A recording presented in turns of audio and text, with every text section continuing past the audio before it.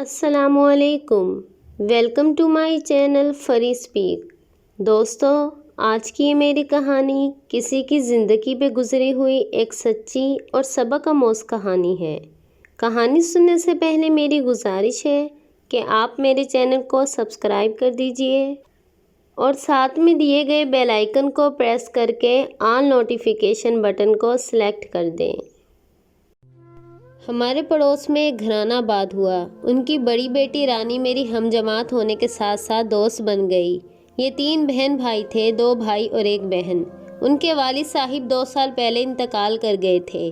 ان کے سر سے باپ کی شفقت کا سایہ اٹھ گیا۔ یہ لوگ در بدر ہو گئے۔ رانی کا بڑا بھائی ایک روز ہمارے گھر آیا۔ اس وقت گھر پر میں اکیلی تھی۔ دروازہ کھلا تو سامنے ایک خوبرو نوجوان کھڑا تھا۔ چند سیکنڈ ایک دوسرے کو ہم دیکھتے رہے۔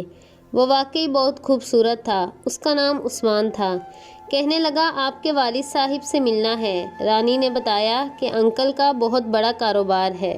چاہتا ہوں کہ وہ میری کہیں نوکری لگوا دیں۔ وہ صرف میٹرک پاس تھا اور میں ان دنوں میٹرک کی طالبہ تھی۔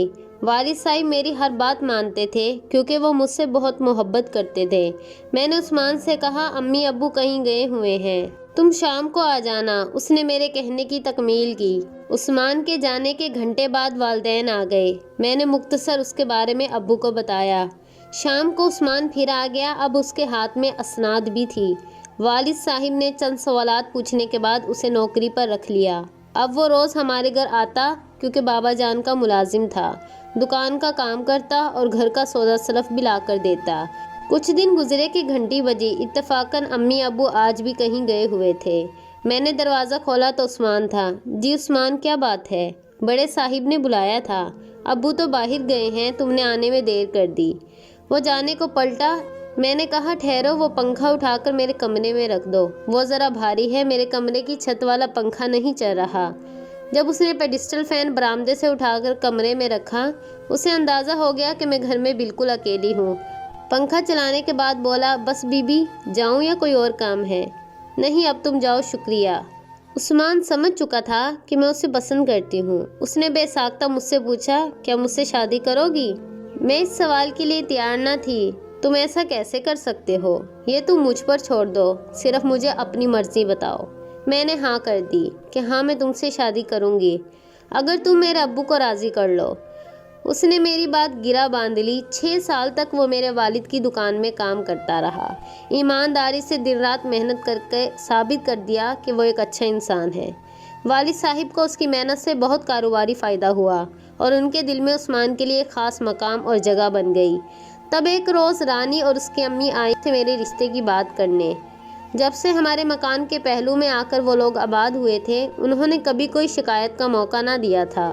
تاہم والدین عثمان کو داماد بنانے سے جھجک رہے تھے۔ انہوں نے رانی کی والدہ کو یہی جواب دیا کہ فی الحال ہمارا ایسا ارادہ نہیں، کیونکہ سارا کے رشتے خاندان میں اور بھی ہیں۔ اگر غیروں میں شادی کر لی تو قریبی رشتے دار ناراض ہو جائیں گے۔ یہ ماں بیٹیاں مایوس ہو کر چلی گئیں۔ اگلے روز دونوں دوبارہ ہمارے گھر آئیں اور عثمان کی امی نے امی کے پاؤں پکڑ لیے اور کہا کہ میرا بیٹا گھر چھوڑ کر چلا گیا ہے۔ آپ کے انکار سے اسے بہت گہرا صدمہ ملا ہے۔ خدارا میری درخواست پر دوبارہ غور کریں تاکہ میرا بیٹا مجھے مل جائے۔ والد صاحب عثمان کو پسند تو کرتے تھے، بس مالک اور ملازم کا فاصلہ تھا۔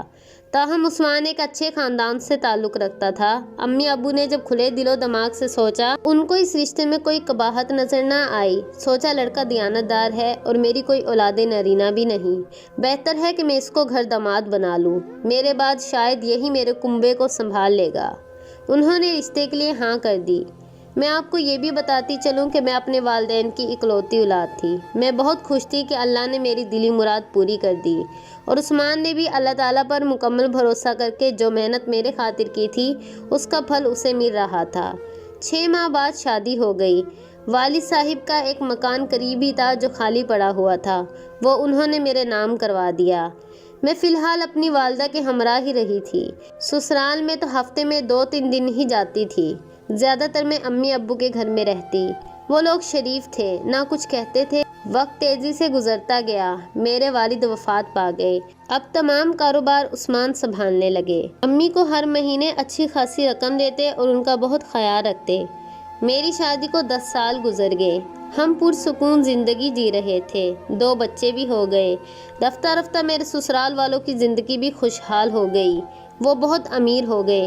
ان کے عمارات میں جہاں میرے خاوند کی محنت شامل تھی، وہاں ان کی اپنی محنت بھی شامل تھی۔ کہتے ہیں کہ انسان کو اگر زیادہ دولت حاصل ہو جائے تو اس کا مزاج بدل جاتا ہے۔ دولت آدمی کو بدل دیتی ہے، آدمی مغرور ہو جاتا ہے۔ کسی حد تک یہ سچ بھی ہے۔ اللہ تعالیٰ مفلس کے زیادہ نزدیک ہوتا ہے اور خوشحالی میں اکثر انسان اللہ کی یاد کو بھلا دیتا ہے۔ ایسا ہی کچھ معاملہ عثمان اور اس کے بھائی کے ساتھ بھی ہوا۔ دولت نے ان کو مغرور بنا دیا۔ اب وہ غریبوں کی داد رسی کرنے کے بجائے ان کو جھڑکنے لگے اور اپنی محنت کا کمایا ہوا پیسہ عیاشی میں اڑانے لگے۔ دن بھر اپنے دوستوں کے ساتھ عیاشی کرتے اور خوب پیسہ اڑاتے۔ اب میرے شوہر اور اس کے بھائیوں کی راتیں طوائفوں کے کوٹھوں پر گزرنے لگی تھی۔ اب عثمان مجھ میں کوئی دلچسپی نہ لیتے تھے۔ میری امی اور عثمان کی والدہ انہیں اکثر سمجھاتی تھی کہ آدمی خوشحال ہو کر بھی اللہ تعالیٰ کو نہ بھولے اور اس کی مخلوق کا خیال رکھے۔ دولت تو آنی جانی شے ہے، تو غرور کس چیز کا کرنا۔ میرے والد صاحب جو پیسہ کماتے تھے اس میں سے غریب لوگوں کی مدد کرتے تھے۔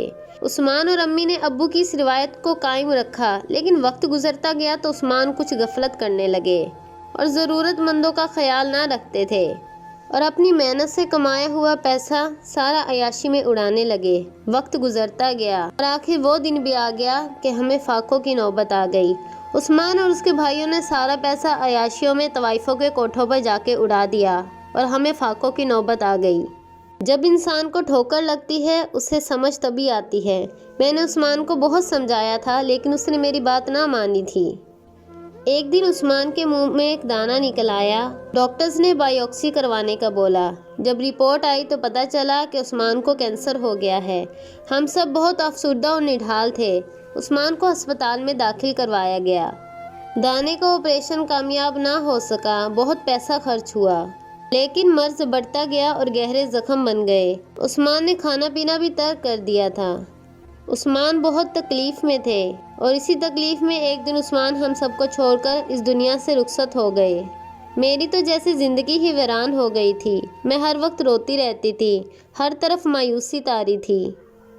لیکن اب عثمان کی موت سے عثمان کے بھائیوں کو عقل لگ گئی تھی اور اب انہوں نے اپنا کاروبار سنبھالنا شروع کیا۔ اب ماشاءاللہ سے دوبارہ اچھے دن آ چکے تھے۔ آہستہ آہستہ ہمارا کاروبار سیٹ ہونے لگا اور اب آمدنی کا جو حصہ آتا اس میں سے 3% حصہ عثمان کے بھائی الگ کر کے رکھ دیتے تھے اور غریبوں کی مدد کرتے۔ ایک بار ہسپتال جا کر دیکھتے، جو انتہائی غریب اور مستحق مریض ہوتا اس کی مدد ضرور کرتے اور ان کی دعائیں لیتے تھے۔ سچ ہے کہ دولت آنی جانی شے ہے۔ انسان کو اپنی اصلیت نہیں بھولنی چاہیے اور غرور نہیں کرنا چاہیے۔ دوستو، امید ہے کہ آپ کو آج کی ہماری کہانی پسند آئی ہوگی۔ آپ بھی اپنی قیمتی رائے کا اظہار کمنٹ سیکشن میں ضرور دیجیے گا۔